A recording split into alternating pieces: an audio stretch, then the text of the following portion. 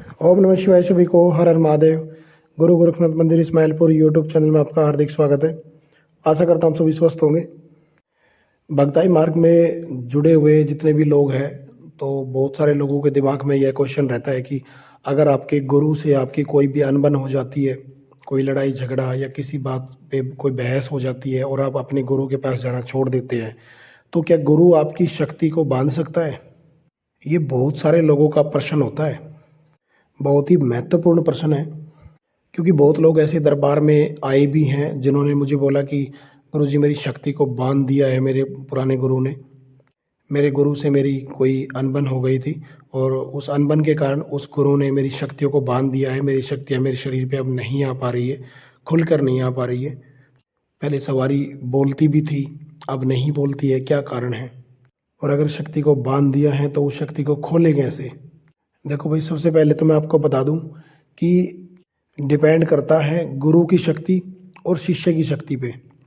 कई बार क्या होता है कि शिष्य के पास अपनी जन्म जन्मांतर की शक्तियाँ होती है या फिर उसने अपनी मेहनत से कमाई हुई शक्तियाँ होती है और सिर्फ अब उसे गुरु के एक हाथ की ज़रूरत होती है, तो वो गुरु एक ऐसा गुरु बना लेता है जिसका सिर्फ उसके सर पे हाथ हो।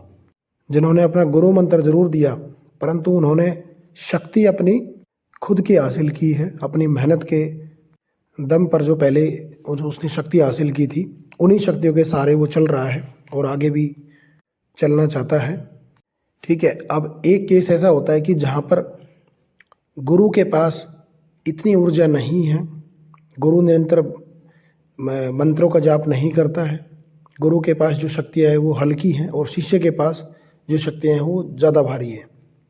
अगर शिष्य के पास कोई शक्ति नहीं है, कोई जप नहीं करता है, कोई ओरा मजबूत नहीं बना रखा है, तो गुरु उसकी शक्तियों को बांध सकता है। और गुरु का आपके पास आना जरूरी नहीं है, वो वहाँ से बैठे बैठे भी आपकी शक्ति को बांध सकता है। क्यों? क्योंकि गुरु का आपके सर पे हाथ है। आपकी जो लगाम है, आपकी जो डोर है, वो उस गुरु के हाथ में है। वो जैसे चाहे आपको चला सकता है, जैसे चाहे आपको रोक सकता है। अगर गुरु चाहे तो दूर से बैठे बैठे आपके अंदर सकारात्मक शक्ति भेज सकता है, आपके अंदर नकारात्मक शक्ति भी भेज सकता है। अगर गुरु शक्तिशाली है तो इस केस में ऐसा हो सकता है, अगर गुरु शक्तिशाली नहीं है तो कुछ भी नहीं कर सकता फिर वो। कुछ गुरु मैंने अपने जीवन में ऐसे देखे हैं कि वो छोटी छोटी बातों पर, शिष्य की छोटी छोटी बातों पर खुंदस खा जाते हैं। जैसे कोई त्योहार नहीं पहुंचाया, गुरु पूर्णिमा पर नहीं गए, फ़ोन नहीं उठाया, कान के कच्चे कई बार बन जाते हैं। किसी ने शिष्य के बारे में कुछ कह दिया तो उसके प्रति वो नाराज हो जाना, जबकि उस बात को क्लियर नहीं करना और अपने ही मन में उसके प्रति घृणा पैदा कर लेना। तो ऐसे केस में फिर वो क्या करते हैं गुरु कि उसकी शक्तियों को बांध देते हैं, उस शिष्य की शक्तियों को बांध देते हैं कि वो आगे आध्यात्मिक मार्ग में ना बढ़ पाए, जो कि बहुत गलत बात होती है। एक शिष्य के लिए बहुत ज़्यादा मुश्किल भरा वो दौर आ जाता है, उस शिष्य को दर बदर भटकना पड़ता है। कई बार तो गुरु ऐसे भी करते हैं कि खुंदस के कारण उस शिष्य के शरीर में कोई भी नकारात्मक ऊर्जा भेज देते हैं और वो उसी को ही भोग प्रसाद लगाता रहता है, उसी के जो जप करता रहता है वो उसी नेगेटिव एनर्जी को लगता रहता है और उस शिष्य को पता भी नहीं चलता। बहुत समय बाद उसको पता चलता है कि तेरे साथ ऐसा हो रहा है। तो होते हैं कुछ ऐसे गुरु भी। तो मैं तो पहले भी कहता हूँ आपको कि गुरु आप बिल्कुल छान कर बनाएं, बिल्कुल बहुत जल्दबाजी ना करें, बहुत ही सोच समझकर अच्छे से विचार करके तब आप गुरु धारण करें। क्योंकि आज के समय में आपको धोखा देने के लिए गुरु बहुत बैठे हुए हैं।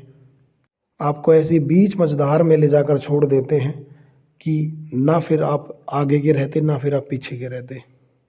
आप अच्छे से टाइम लीजिए, 1 साल, 6 महीने, 2 साल, 1.5 साल, उसके बाद आप गुरु धारण करें। जब आपके अंदर से संतुष्टि हो जाए कि हाँ, इस गुरु में कोई भी किसी भी तरीके का कोई भी अवगुण नहीं है, आपके मन को भा रहा है और भी शिष्यों के साथ अच्छे से वो व्यवहार करता है, पब्लिक के साथ जो भी संगत आ रही है उनके साथ अगर वो अच्छे से व्यवहार करता है तो आपके लिए वो गुरु फिर अच्छा है। और एक बात आपको बता दूं कि अच्छे गुरु हमेशा आपको परखेंगे, हमेशा आपको इग्नोर करेंगे। कई बार आपने देखा होगा ना, आप लोगों के साथ भी हुआ होगा कि आप किसी के पास गए, आपने उनको गुरु बनाने के लिए बोला और उन्होंने आपकी बात को टाल दिया, या फिर उन्होंने बोला कि आपके पास तो बहुत ज़्यादा शक्ति हैं, मतलब उनको आप एक तरफ से कहें तो मतलब उन्होंने आपको एक पूर्ण तरीके से आपको इग्नोर कर दिया, कि यही इग्नोर जो करना है ना, यही एक गुरु की अच्छाई है। क्योंकि कोई भी गुरु इतनी जल्दी आसानी से किसी को शिष्य नहीं बनाता है, वह बहुत अच्छे से जांचता है, परखता है। क्योंकि सच्चा गुरु हमेशा अपने नाम को खराब नहीं करना चाहेगा, वह अपना ऐसा शिष्य बनाना चाहेगा जो उसके नाम को और आगे बढ़ाए, ना कि उनके नाम को खराब करे। तो इसलिए बहुत ही सोच समझकर अच्छे गुरु जो होते हैं वो बहुत ही सोच समझकर समय लेकर शिष्य बनाते हैं। अक्सर यह भी देखा गया है कि गुरु धारण करने के बाद कुछ लोगों को गुरु की बातें कई बार कड़वी लग जाती है। तो गुरु की बातों को आप दिल पे ना लें। गुरु आपको गाली भी दें तो भी वो आपके लिए वो प्रसाद है। कई बार शिष्य को यह भी फील होता है कि गुरु हमें टाइम ही नहीं देते हैं। तो जब आप उन उनकी जगह अपने आप को जब रखेंगे ना, तब आपको पता चलेगा कि आपको टाइम क्यों नहीं मिल पाता है। क्योंकि गुरु के पास बहुत सारे कार्य होते हैं, बहुत सारे शिष्य होते हैं, बहुत सारी संगत जुड़ी हुई होती है, और आपको सिर्फ गुरु के नाम से आपको भक्ति करनी है, गुरु की भक्ति करनी है। आपको हर चीज़ें आपको गुरु से अपेक्षा नहीं रखनी है।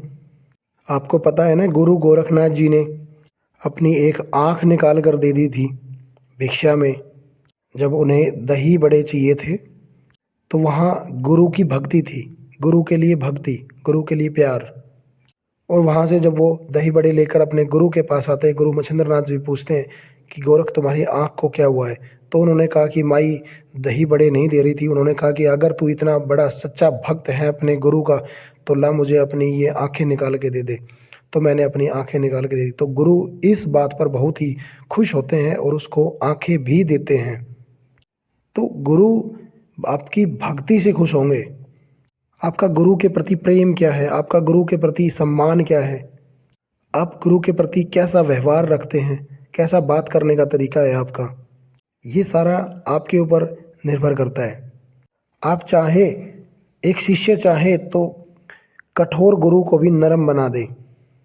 और जो भी शिष्य गुरु की भक्ति करते हैं उनके ऊपर दैविक शक्तियों की कृपा अपने आप होनी शुरू हो जाती है। जो भी गुरु के साथ जो शक्तियाँ चल रही होती हैं वो उस शिष्य के ऊपर छत्र छाया बनानी शुरू कर देती हैं। तो गुरु की भक्ति सर्वोपरि है। गुरु की भक्ति करें। गुरु से बड़ा गुरु का नाम होता है, इसलिए आप गुरु के नाम से भक्ति कीजिए। आप लोग जानते भी हैं और आप लोगों को हमने सिखाया भी है कि 2 लौंग का भोग अपने गुरु के नाम का ओम गुरुवाय नमः हमें अंगारी पर डालना भी होता है। जब भी हम भोग प्रसाद देते हैं अपने इष्ट का, अपने कुल के देवी देवताओं का, कोई भी पूजा पाठ साधना हम करते हैं तो उसमें गुरु के नाम की 2 लौंग हम जरूर निकालते हैं। क्योंकि अगर आपको गुरु शक्ति का जो तत्व है वो अपने अंदर जागृत करना है तो आपको गुरु भक्ति भी साथ साथ में करनी होगी। और जब आप गुरु के लिए इतनी भक्ति करते हैं, जब भी आपके ऊपर कोई भी समस्या आने वाली होती है तो सबसे पहले गुरु की जो शक्तियाँ हैं वो आपके आगे अड़ती है। जो भी शिष्य गुरु की भक्ति करता है उसको भव से पार उतरने में कोई भी नहीं रोक सकता। जो भी शिष्य अपने पुराने गुरु को अगर छोड़कर किसी बात से अनबन हो जाती है तो उनको छोड़कर अगर वो गुरु के सिर्फ नाम से ही भक्ति करे तो वह अपने आप आगे निकल सकता है, भव से पार निकल सकता है। परंतु उस केस में जब गुरु के पास अच्छी शक्तियां हो, गुरु मजबूत हो आपका, तब, नहीं तो अपना दूसरा गुरु आप बना सकते हैं। कई बार ऐसा भी धोखा हो जाता है ना कि हमें दूर से लगता है कि गुरु के पास बहुत शक्तियां हैं, गुरु हमें इस तरीके से अच्छे से चलाएंगे, गुरु हमें इस तरीके से चलाएंगे, इस तरीके से चलाएंगे। परंतु जब आप गुरु धारण कर लेते हैं उसके बाद असलियत पता चलती है कि गुरु के पास कुछ नहीं है। गुरु सिर्फ आपको बेवकूफ़ बना रहा है। गुरु आपको सही रास्ता नहीं दे पाएंगे। तो अपना समय खराब ना करते हुए अपना रास्ता बदल ले, सबसे अच्छा होता है। परंतु अगर गुरु सच्चा है, गुरु के पास शक्तियां हैं, आपको किसी बात से कड़वापन लगा है या कुछ भी है, आपसे कोई भी अनबन हुई है, तो आप गुरु को ना छोड़ें, गुरु के चरणों में आप रहें, गुरु के नाम से आप भक्ति करें। चाहे गुरु आपसे बात ना करें, चाहे गुरु आपकी तरफ देखे नहीं, परंतु आप उनके स्थान पर जाना ना छोड़ें और अपने गुरु के नाम से ही आप भक्ति करें। आप अपने आप आगे बढ़ जाएंगे, आपकी शक्ति अपने आप साथ चल पड़ेगी। तो मैं आशा करता हूँ कि दी हुई जानकारी से आप पूर्णतः संतुष्ट होंगे। बाकी अगर जानकारी अच्छी लगी है तो और भी लोगों तक शेयर करें, लाइक करें, कमेंट करें। हम मिलते हैं एक नई जानकारी के साथ।